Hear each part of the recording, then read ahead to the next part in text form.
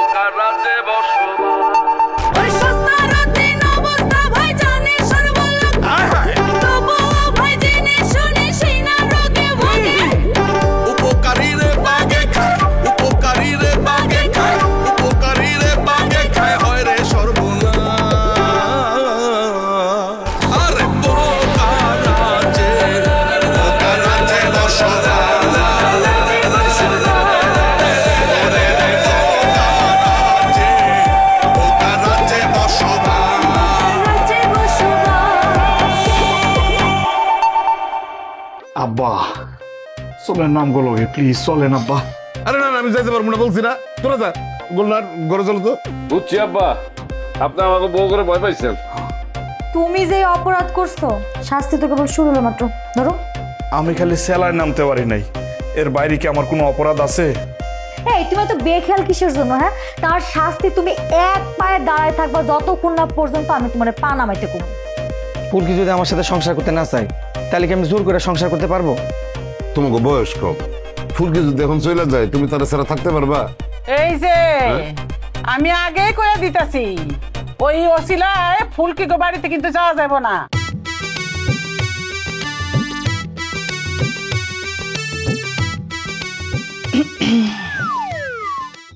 কিরে কিছু কবি? ভাইজান, তোমার মন অনেক খারাপ তাই না? তুমি আমার উপর অনেক রেগে আছো। হ্যাঁ, মন অনেক খারাপ, মেজাজ অত্যাধিক খারাপ। কি কবি কয়ে চলে যা। ভাইজান, আমি কালকে চলে যাই, তাইলেই তোমার মন ভালো হয়ে যাবে। তোর আমি কোনোদিন যাইতে কইতাম না, কিন্তু তুই যা করছস তাতে আমি তোরে থাকতে কইতে পারি না। তুই সবাইরে ভাইরাল করলি, আমারে ভাইরাল করলি না। ভাইজান, এটা তুমি কেমন কথা কইলা? তুমি ভাইরাল হও নাই, ভাইরাল হওয়াতে কি আমার কোনো হাত আছে বলো? তোর হাতে অনেক কিছু আছে, তুই আমার আপন বোন না, তাই তুই আমার লাগে কিছু করস নাই। ভাইজান, তুমি যদি আমার ভুল বুঝো তাইলে তো আর আমার কিছু করার নাই, কিন্তু সত্যি কথা কই বিশ্বাস করো, আমি অনেক চাইছি তুমি ভাইরাল হও, কিন্তু তুমি ভাইরাল হইতে পারো নাই। আসলে ভাইরাল হওয়াটাও একটা কপালের ব্যাপার। আমার কপালের কোন জায়গায় খারাপ লেখা আছে ক? আমি কোদাল দিয়ে চেচ্চা সেই লেখা উঠাই ফেলি। ভাইজান, তুমি বুঝার মানুষ হয়েও যদি না বুঝো তাইলে তো আর আমার কিছু করার নেই। তার চাইতে ভালো আমি চলে যাই, আর আমি তো সারা জীবন এখানে থাকার জন্য আসি নাই। আমার তো কোনো কাজে তুই লাগবি না, চলে যা, যেহেন ইচ্ছা সেহেনে চলে যা। আপার বাসায় যাব, আর আমি তো একজন ব্লগার, আমার কাজই তো ঘুরা ঘুরা ব্লগ করা। তবে ভাইজান, তোমার একটা কথা বলি, তুমি এই ভিডিও বানানো বন্ধ করে দাও। আসলে বয়স হয়েছে তো, আর আমার কাছে মনে হয় ইউটিউবার হওয়া তোমার পক্ষে পসিবল না। নিজের বোন হয়ে তুই আমার এই বদয়া দিতেছ, তাহলে কয়ে যা, এই বয়সে আমি কি করব? করার জন্য তো কত কিছুই আছে, তুমি তো চাইলে ব্যবসাও করতে পারো। ব্যবসা করলে টাকা লাগে, তুই টাকা দিবি? শোনো ভাইজান, তোমার একটা কথা বলি, তুমি যদি ব্যবসার ব্যাপারটা প্রপারলি বুঝতে পারো তাইলে কিন্তু মূলধন জোগাড় করা কোনো ব্যাপার না। এখন তো কত ব্যাংক আছে, এনজিও আছে, এরা লোন দেয়, এদের কাছ থেকে লোন নিবা। আমি মনে হয় কিছু বুঝি না, তুই আমার বুঝাইতেছস।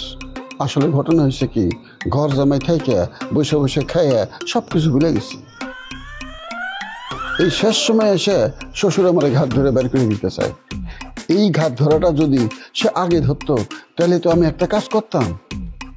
তবু তুমি চেষ্টা করো, ঠিক তুমি সফল হইবা। আরেকটা কথা, আমি কালকেই চলে যাবো। যা, অনেক কটু কথা কইছি, মনে কিছু করিস না, নিজ গুণে মাফ করে দিস। তুই আমার ছোট বোন, যাওয়ার সময় কিছু টাকা দেওয়ার দরকার ছিল, আমার পকেট খালি, টাকা পয়সা দেওয়ার কোনো উপায় নাই, দোয়া করে দিলাম, আল্লাহ পাক জানি তোরে ভালো রাখে। ভাইজান, আমার টাকা পয়সা লাগবে না, তুমি আমার দোয়া করে, তোমার দোয়াই আমার দরকার। দোয়া করে দিলাম।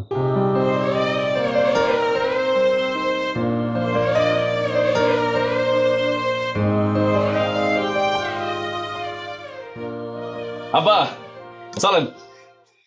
আমি এবার কই যাবো? আর আমার হাতে কি দেখতে পারতেছেন না? ফারজানার কাপড় চোপড় ধুই দিব, চলেন।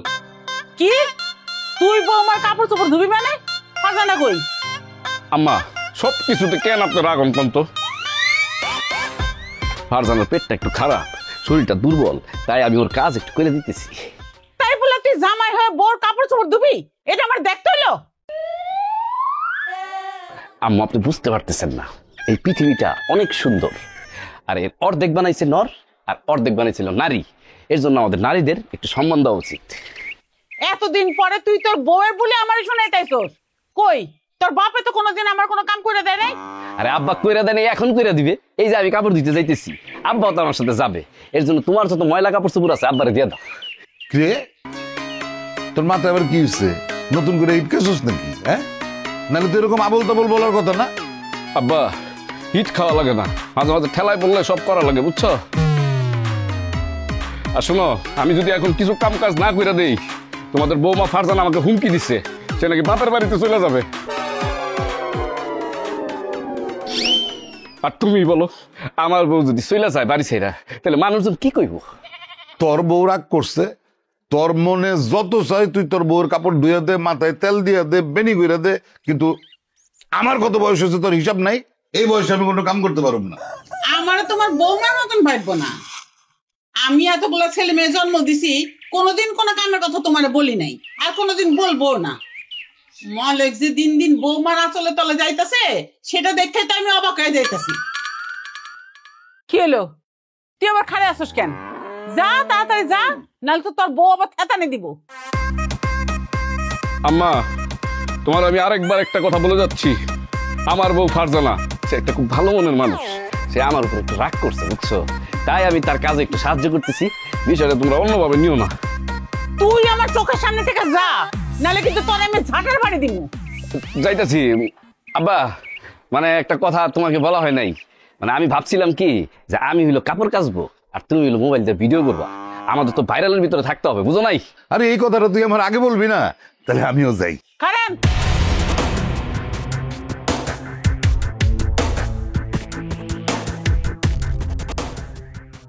আপনার এই বুইড়াকালে ভাইরাল হওয়া কিন্তু আমি ছুড়াই দিব একদম। এই ভীমরতি বুইড়াকালে আমি একদম বাইর করে দিব। আরে খবরদার, তোর বাপের সামনে আর কোনোদিন এই সমস্ত কথা নিয়ে আসবি না, যা বাইরা। বুঝতে পারছি আম্মা, আপনি আব্বারা যাইতে দিবেন না। আব্বা, আমি তাহলে আসি। হরে, তুই একলাই যা, আমি আজকে যাইতাম না।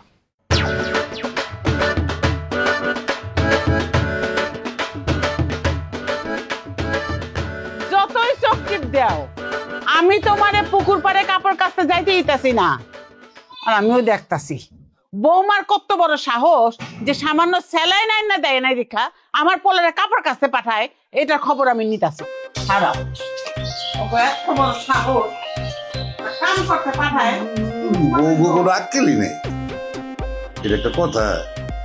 আরে স্বামীর শাস্তি দিবি গোপনে, আর এখন দিল একটা নতুন করে কাচার লাগে।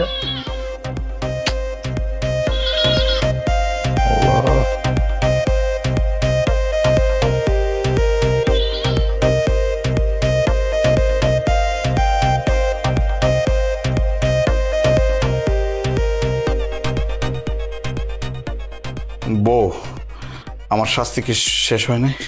তুমি যে অপরাধ করছো, শাস্তি তো কেবল শুরু হলো মাত্র। ধরো, এই তুমি এত বেখেয়াল কিসের জন্য? হ্যাঁ, তার শাস্তি তুমি এক পায়ে দাঁড়ায় থাকবা যতক্ষণ না পর্যন্ত আমি তোমার পা নামাইতে কমু। ঠিক আছে, ঠিক আছে, আমি রাখবো। তোমার জামাই যখন পঙ্গু হইব তখন বুঝবা তুমি কি হারাইছো। আপা, আমি না সেই শাস্তি দিছি, অবশ্য এখন মায়া লাগতেছে। খুব ভালো কাজ করছো। এখন মাসুদ যদি উল্টাপাল্টা কিছু করে তখন কি করবি? উল্টা পাল্টা মানে? মানে বুঝতেছস না? তুই যে মাসুদরে জোর করে বিয়া করছস, আমি এই কথা কইতেছি। আপা, আমি কি তাইলে ভুল করলাম? না, যা করছস ঠিকই আছে। মালিক তো সারা রাত আবার পা ধরে বয়ে আসছিল, আমি কইছি আমারও কাপড় দিয়ে দিতে। হ্যাঁ আপা, তোমার আর আমার বিষয় কমন পড়লো কেমনে? যাই হোক, এই দুইটার শিক্ষা দেওয়ার দরকার আছে।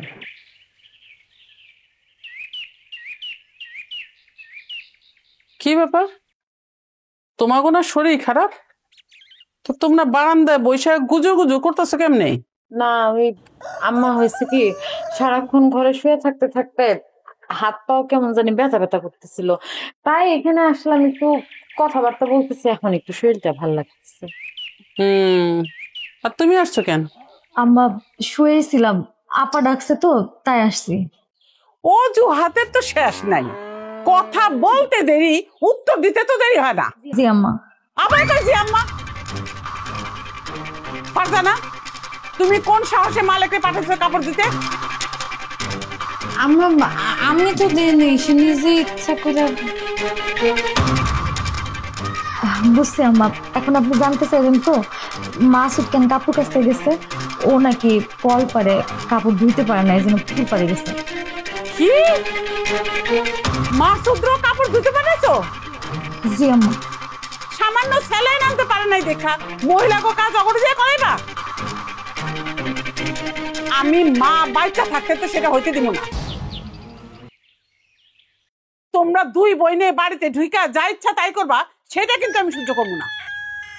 না না আম্মা, আসলে হয়েছে কি আমরা তাদের একটু শাস্তি দিতে চাইছিলাম, এই জন্যই কথা বলছি, যাতে এরকম কাজ আর না করে।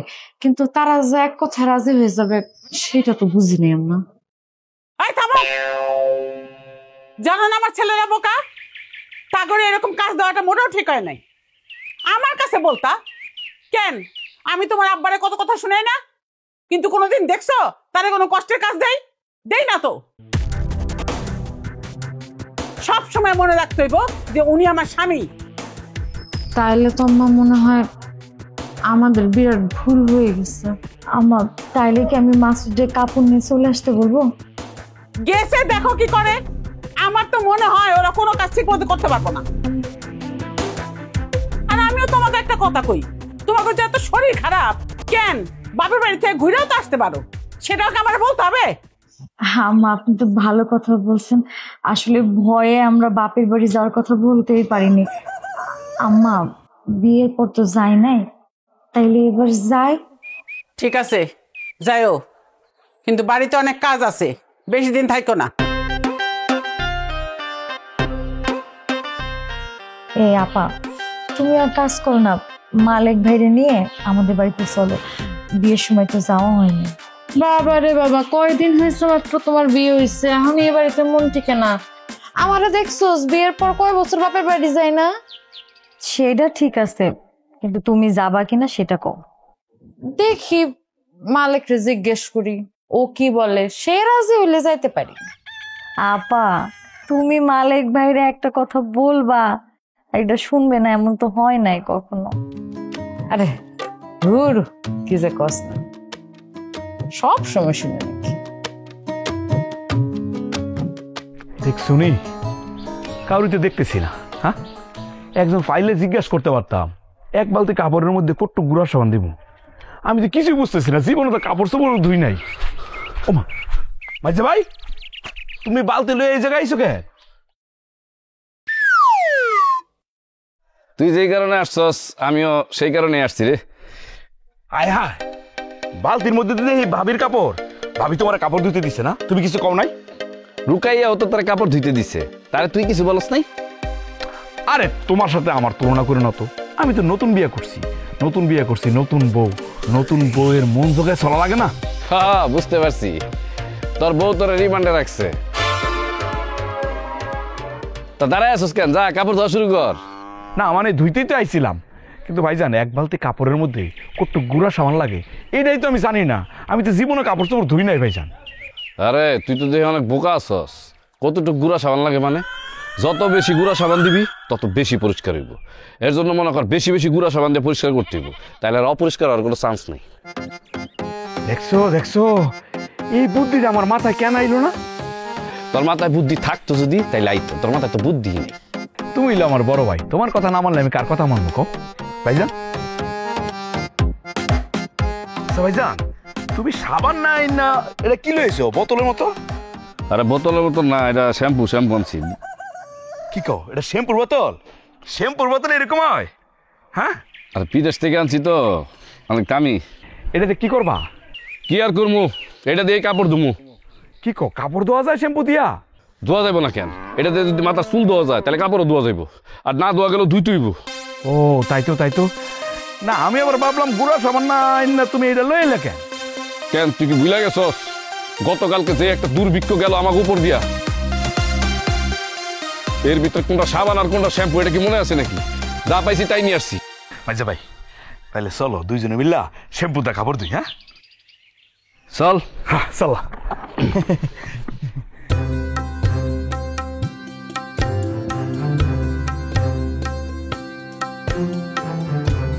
তাহলে আল্লাহর নাম নিয়ে বাইরে এলাম। আল্লাহ মালিক। আব্বা, আমি তো আপনার কাছে আসতেছিলাম। আরে দেখতেছ আমি বাইরে যেতেছি, এই সময় তুমি আসলা কেন? আসছো বলো। এই যে দেখেন, পায়েস রান্না করছিলাম, ভাবলাম আপনাকে আগে খাওয়াই, পরে বাকি সবাই খাওয়াবো। আরে বোকামে, এই কথা আগে বলবো না। তুমি জানো পায়েস আমার কত প্রিয়। দাও দাও দেখি পায়েস কেমন হয়েছে। আব্বা, এখনই খাওয়া যাবে না। কেন? আব্বা, এই পায়েস আমি রান্না করছি তালেব এন্টারটেইনমেন্ট ফেসবুক পেজ থেকে। এই পায়েস আগে আপনি খাইবেন, আম্মারে খাওয়াবেন, তারপরে আপনারা রিভিউ দিবেন যে কেমন হয়েছে। আমি সেটা ভিডিও করব। আরে যা করার তাড়াতাড়ি করো, আমার আবার পায়েস দেখলে জিভলায় পানি চলে আসে। আব্বা, আরেকটা কথা, পায়েস খেয়ে ভালো লাগছে এটা বলবেন কিন্তু, তাইলে কিন্তু আমি অনেক কাস্টমার পাবো। আরে করুম করুম, তুমি তাড়াতাড়ি নাও না। এই যে শুরু করলাম, করেন, খান। হ্যাঁ গোল্লাহার, তোমার অনেক ধন্যবাদ আমার জন্য এত চমৎকার এই পায়েস রান্না করার জন্য। আরে আমি তো আনি নাই, বানাইছে তো বেদানা। ওই যে কি কইলো জানি, তালেব এন্টারটেনমেন্ট না কি জানি কইলো, ওইখান থেকে বানাইছে। বাহ বেদনা, তোমার তো বুদ্ধি খুলে গেছে। তাহলে আমি তোমার পায়েসটা একটু টেস্ট করে দেখি।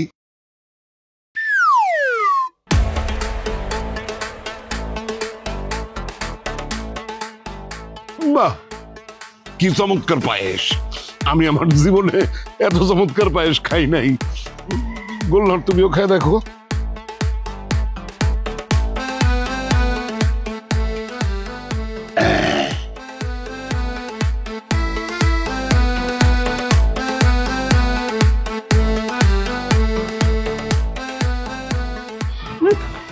এটা কি রান্না করছো? এটা কোনো পায়েস হইলো? ভিডিও বন্ধ করো। আর তোমার জন্য বাড়ায় বাড়ায় নিজের থেকে কত কিছু কইলাম। আর এটা মানুষে খাইবো? এটা মানুষে খাইলে তো থুতু দিব। আম্মা, আমি তো আগে কখনো পায়েস রান্না করি নাই। রান্না করো নাই তো রান্না করতে গেছো কেন? ওই দেখছি যে আব্বা, মালিক, মাসুদ ওরা সবাই রান্না করছে, সেই রান্নার ভিডিও আবার ফেসবুকে দিছে, এই ভিডিও আবার অনেক ভিউ হয়েছে, তাই আমিও ভাবলাম একটু ট্রাই করি। তোমার একটা কথা বলি বেদানা, তুমি এগুলা বাদ দাও। তুমি এই যে দোকান করতেছো, দোকান করো। আর ওই যে কুটির শিল্পের ট্রেনিং নাও, ট্রেনিং নিয়ে মোড়া বানাও, রুমাল বানাও, এগুলা কাজে দিবে। এই সমস্ত কাজ করতে যাও না, যাও। বেদনা, তোমার শাশুড়ি আম্মা কিন্তু ঠিকই বলছে। তুমি এই কুটির শিল্পই শিখো। সবাই তো ভাইরাল হইতে পারে না, এটা কপালের ব্যাপার। জি আব্বা, আম্মা যেটা বলছে আমি সেটাই বরং ট্রাই করি। চেষ্টা করতে সমস্যা কি? আর ওই যে কথায় আছে না, একবার না পারিলে দেখো শতবার, যদি কোনো কিছু হয়। হ হ, তাই করো। ওইটা করলেই ভালো হইব। ট্রাই করতে থাকো, যতক্ষণ না হইব ততক্ষণ পর্যন্ত ট্রাই করতে থাকবা। একটা কিছু হইলেও হইতেও পারে। যাও।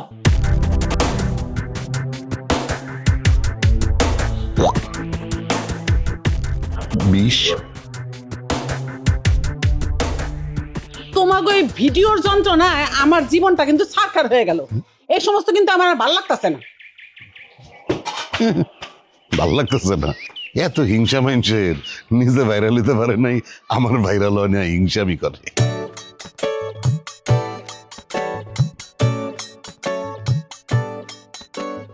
হ্যাঁ হ্যাঁ মাসুদ, হ্যাঁ কামটা কি করছি আমরা? কি হয়েছে ভাই? আমরা যে পোলো কামড় দিতেছি, এইটা যদি মনে কর ভিডিও করে একটা সারা যায়, আমরা দুইজন তো রাতারাতি বাইরে হয়ে যাবো। হাই হাই মেজে ভাই, এই বুদ্ধিটা আমার মাথায় আইলো না কেন? তোর মাথায় আইব না রে, তুই হিট খাইছিস না। হিট খাওয়ার পর থেকে তুই মাথায় বেশি প্রেশার নিতে পারস না। এক হিট খাওয়া নিয়ে কত কথা যে শুনলাম, এখন তো মনে হইতেছে এই হিট খাওয়াটা আমার জীবনের সবচেয়ে বড় ট্র্যাজেডি। কেন তোরা আবার হিট নিয়ে কেউ কিছু কইছে নাকি? না কয় নাই, ও তো উঠতে বসতে কয়, তুমি এই মাত্র কইলা আব্বা কয়, আম্মা কয়, আব্বা কয়, দুলাভাই আচ্ছা কয়। বাদ দে এক কাম কর, তুই একটু আমার ভিডিওটা আগে করে দে। ভাইজান, তুমি আমারে যতটা বোকা মনে করছো, আমি কিন্তু ততটা বোকা না। আমি এখন তোমার ভিডিও করে দিব, তারপর তুমি এটা ফেসবুকে ছাড়বা, ভাইরাল হয়ে যাবা। হ্যাঁ, এত সহজ না। আরে বেটা, আমিও তো তোরা করে দিব, তুই একটু আগে আমারে করে দে, তারপর আমি তোরা করে দিতেছি। তোমারটা আগে করে দেই, তুমি যদি পরে আমারটা না করো। তুমি তো আমার বড় ভাই, আমি তো কিচ্ছু কই তারতাম না, গালিও দিতাম না। এই থাক, তোর ভিডিও করা লাগবো না।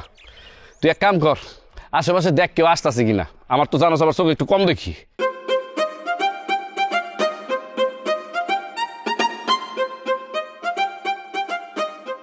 আচ্ছা ভাই,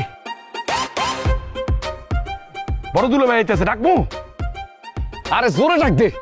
এ দুলা ভাই! আরে কি এ দুলা ভাই!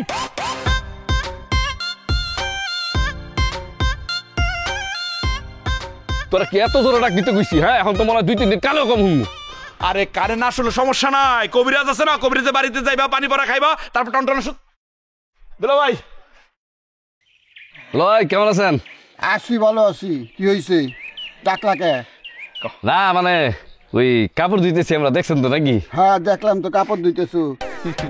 বলা ভাই, মানে এই যে আমার দুইজনের কাপড় ধোয়ার একটা ভিডিও আপনি যদি নিজে কইরা দিতেন, তাহলে কিন্তু আমরা ভাইরাল হয়ে যেতাম, বুঝছেন? এই মোবাইলটা দিয়ে দুলা ভাই রে। এই যে মোবাইলটা লন, ভিডিও করেন। আমি ভিডিও করুম কে?